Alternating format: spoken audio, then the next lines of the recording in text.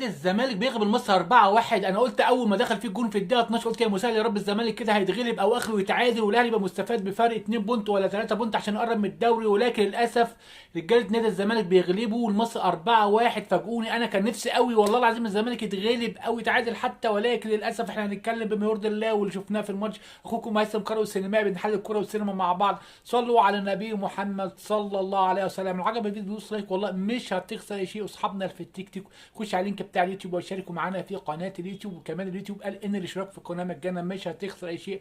نادي الزمالك يا جماعه بيفوز على المصري 4-1 عشان يتصدر الدوري برصيد 46 نقطه. يا جماعه ده الشوط الاول كان في ضغط عالي واستحواذ من نادي الزمالك، وفي ظل ذلك لقيت الجون دخل فيهم في الدقيقه 12.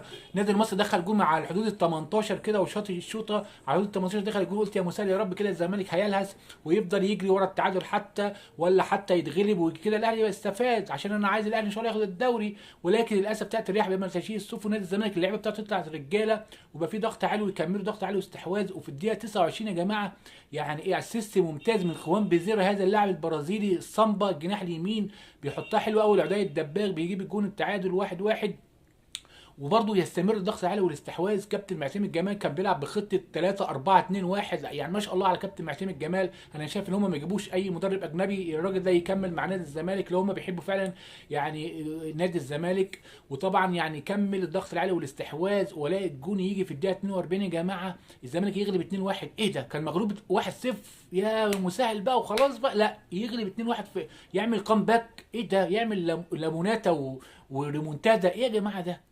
في الدقيقة 42 اسيست ممتاز من احمد فتوح، هذا اللاعب الله اكبر عليه، يحطها حلوة قوي ما بين المدافعين، يحطها انفراد لناصر منسي يجيب الجون يعني في الدقيقة 42. ايه ده يا جماعة، مش ممكن.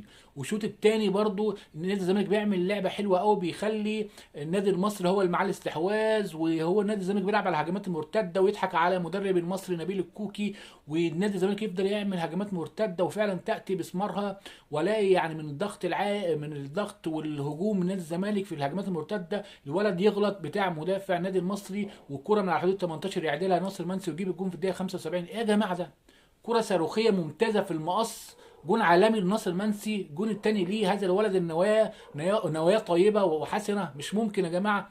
ويا جماعه نادي الزمالك النوايا بتاعت اللعيبه حسنه قوي، نوايا حسنه وطيبه، عشان كده ربنا كرمهم وكل مجتهد نصيب، ولكن نواياهم حسنه. عشان كده شكلهم كده والله اعلى واعلم، للاسف شكلهم هياخدوا الدوري. وحتى كان نادي الزمالك يعني احمد فتوح فايق وبيلعب وموجود، ورغم وجود برده اللي هو بنتايك يعني حاجه لعبه بيعملها حلوه قوي كابتن معتمد جمال. الخطه اللي بيلعب بيها الفتره الاخيره يا جماعه ممتاز نادي الزمالك.